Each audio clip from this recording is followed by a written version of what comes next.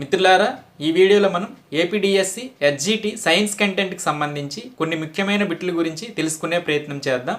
ఇది మీకు రివిజన్గా కూడా ఉపయోగపడుతుంది. వీడియోని చివరి వరకు చూడడానికి ప్రయత్నం చేయండి. విద్యుత్ ప్రవాహం వల్ల కలిగే అయస్కాంత ప్రభావాన్ని మొట్టమొదట గమనించిన శాస్త్రవేత్త ఎవరు? జవాబు ఐర్స్టెడ్.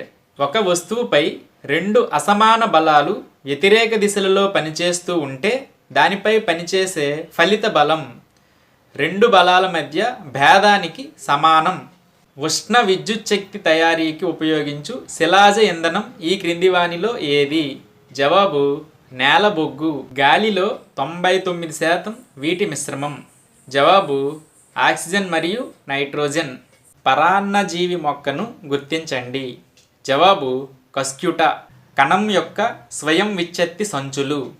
జవాబు లైసోజోమ్. నోటి ద్వారా జీర్ణాశయంను బయటకు పంపే జీవి.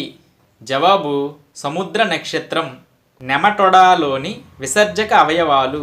జవాబు రెనెట్ కణాలు. క్లోరోఫ్లోరో కార్బన్లు వీటి నుండి విడుదల కావు. ఇక్కడ ఇచ్చిన వాటిలో టైర్లను మండించడం ద్వారా అనేది జవాబు అవుతుంది. కుంభాకార దర్పణము ఏర్పరచు ప్రతిబింబ లక్షణం ఏది? జవాబు మిథ్య మరియు చిన్నది. ఒక వస్తువుపై పనిచేసే పీడనం మరియు స్పర్శతల వైశాల్యాలు విలోమానుపాతంలో ఉంటాయి. అధిక పరిభ్రమణ కాలం గల గ్రహం ఏది అని ఇవ్వడం జరిగింది. ఇక్కడిచ్చినటువంటి వాటిలో అయితే జవాబు యురేనస్ అవుతుంది. కానీ మనం మొత్తం అన్ని గ్రహాలను చూసుకున్నట్లయితే నెప్ట్యూన్ అనేది అధిక పరిభ్రమణ కాలం కలిగినటువంటి గ్రహం అవుతుంది. ఇక్కడైతే మాత్రం యురేనస్ అనేది సరి అయిన సమాధానం. మన కళ్ళు, ఎముకలు, దంతాలు మరియు చిగుళ్ళు ఆరోగ్యంగా ఉంచడంలో సహాయపడే పోషకం ఏది? జవాబు విటమిన్లు. కవాటాలు కలిగిన నాళాలు. జవాబు సిరలు మరియు లింఫ్ నాళాలు. పోరాట లేదా పలాయన హార్మోన్గా పిలువబడే హార్మోన్ ఏది? జవాబు అడ్రినలిన్ హార్మోన్. 1970లో చిప్కో ఉద్యమం ఎంతో ప్రాచుర్యం పొందింది. హిందీలో చిప్కో అనగా? జవాబు హత్తుకోవడం. పశువులలో గాలికుంటు వ్యాధిని కలిగించే సూక్ష్మజీవి ఏది? జవాబు వైరస్. ఈ క్రింది వాటిలో ఫాస్ఫరస్ను అధికంగా కలిగి ఉండే ఆహార పదార్థం ఏది? జవాబు మిరప. హస్తాకారపు పత్రాలు గల మొక్క. జవాబు బొప్పాయి. కొత్త కణాలు వాటి ముందు తరం కణాల నుండి ఏర్పడతాయి అని మొదటిసారిగా ప్రతిపాదించిన వారు ఎవరు? జవాబు రొడాల్ఫ్ విర్కోవ్. ష్వాన్ కణాలు ఇందులో ఉంటాయి. జవాబు నాడీ కణం.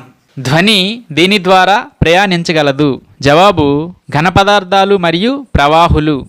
మానవ శరీర సాధారణ ఉష్ణోగ్రత 37 డిగ్రీల సెంటీగ్రేడు లేదా 98.4 డిగ్రీల ఫారెన్హీట్లు.